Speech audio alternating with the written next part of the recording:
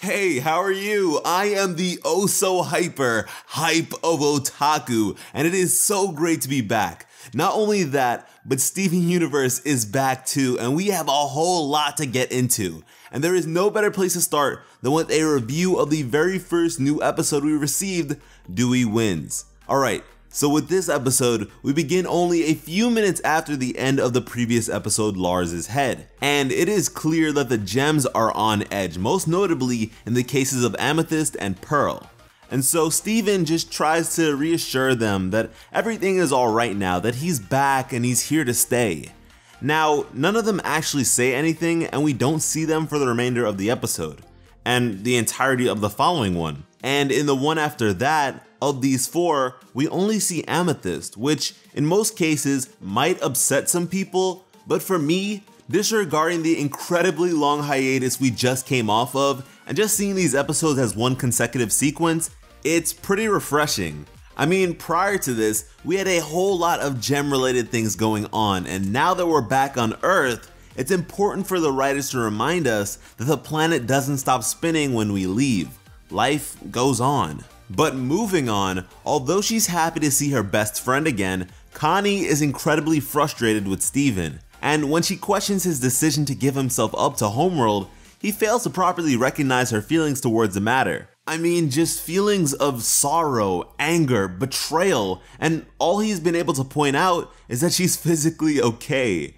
And it's clear that Steven is expecting some sort of praise here, which I'm sure from Connie's perspective is just unbelievable. Considering back when they were on Aquamarine's ship, Steven froze up while she stuck to and was ready to implement their training.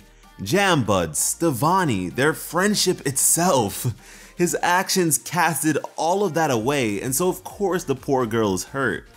And what I love about this, aside from it being emotionally compelling, is that it adds another layer of meaning to Steven's previous choice of words, I am my mom. Because here, Steven has very much emulated one of his mother's most distinct traits. For better or worse, Rose Quartz was prone to doing as she pleased with little consideration of the repercussions.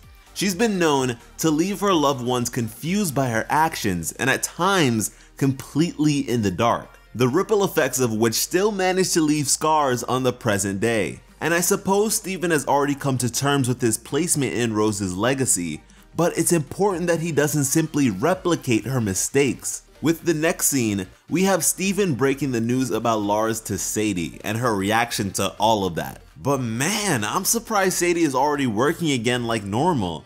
Like dang, I understand the hustle and wanting to get your paper up, but it really hasn't been that long since Lars was abducted, a few days at most, and you'd think she'd be taking some time off or something. And yeah, I know, with him gone, she's the only employee, but really, you couldn't give someone a bit of time off after being kidnapped and having their best friend abducted? Come on man, who's her employer?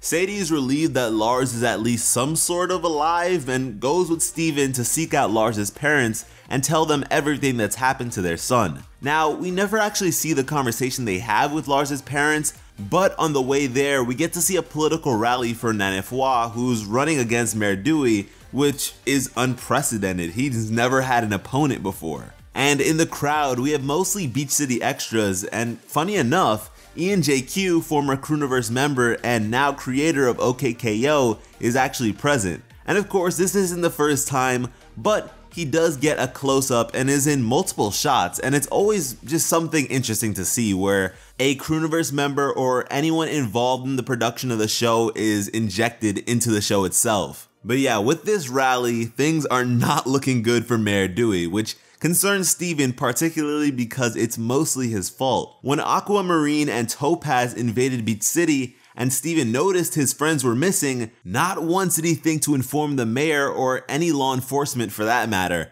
something that he knows that he should do because he's done in the past on multiple occasions. And keep in mind, in this case, even before he knew it to be a gem-related issue, he still didn't tell Mayor Dewey. And quickly, I found it funny that Steven just assumed that Connie would even be willing to hang out with him the very next day, which just shows how, in that moment, he sees absolutely nothing wrong with his actions. Fast forward a bit and we have a town meeting with Steven placing the blame totally on himself, which is all fine and dandy, but man, Oh man, do things take a turn for the worse when Mayor Dewey gets a hold of the mic.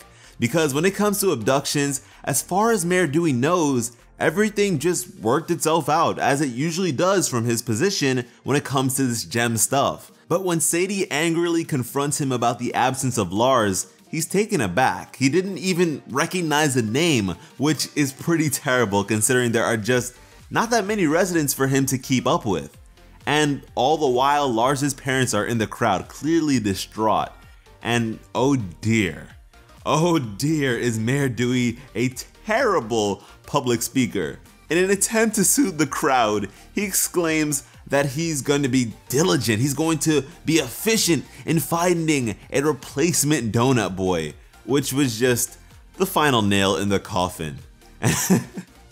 And I mean, speaking of coffins, man, Barbara is low-key a thug. I mean, she just always has that thing on her, strapped up with a tomato and ready to go. And honestly, this moment scared me a bit because, you know, Mayor Dewey is a politician, and on both sides of him, he has security personnel whom I'm assuming are armed. So really, I was just afraid the whole Barriga family was gonna be pink by the end of this one. But lucky for them, Mayor Dewey's security detail are just as useless as he is at being mayor. From there, the scene made its way online with a staggering 12 whole views, which according to Mayor Dewey is half the town, which bums him out, and he begins to expect defeat. But Steven, some of the things people have been saying about me are really painful and mean. Now, when Dewey started talking like this, I started to expect a lesson on bullying or something like that, but nah, never happened. But what does happen is a callback to the episode Sworn to the Sword. Steven decides to prepare Mayor Dewey for tomorrow's political debate, and the two stay up all night until they both look like they've been waiting months for their favorite show to return with new episodes, and have been up all night due to the burning anticipation. Can't relate, but on stage, Nana Fua is looking very much put together and composed. Mayor Dewey begins the debate with an interesting tidbit that he's been mayor of Beach City for 10 years now, and continues on to explain that as mayor, he alone shoulders the burdens most could never put up with, and that everyone should continue living their peaceful lives as he does the heavy lifting. Which to me is rather weak considering his track record, but hey, the audience seemed content. And once again, as a friendly reminder, Barbara is always strapped. Now, when Nana Fua takes the mic, she builds off of Mayor Dewey's point and expresses that instead of pointing the finger and playing the blame game, everyone should collectively be held accountable for one another, essentially advocating for better community values. Ask not what Beach City can do for you, but what you can do for Beach City. And now her message here is great, but it's the imagery which disturbs me, something which I will for sure delve deeper into in another video, so stay tuned for that. Anyways, Dewey concedes, making Nana Fua the next mayor of Beach City. That is crazy. And with that, I mean, Steven is just hurt considering all the preparation he's done with Dewey the night before. To put things simply, it's a mirror image of what Connie experienced, which allowed Steven to properly reflect on his mistakes and realize that he was wrong. But by then, it's already too late. The damage is done as Connie doesn't answer his phone call. Anyways, friends, I'm gonna end off the video here so I can just jump right into the next one and just keep feeding you all that great Steven Universe content. If you enjoyed the episode or this review of it, please be sure to spread the joy and positivity in the comments and with your friends all over. I have totally missed making videos for you all so much, so if you've been waiting patiently or even impatiently for me to return, it really does mean the world. Thank you all so much for watching and have an awesome day. I love you.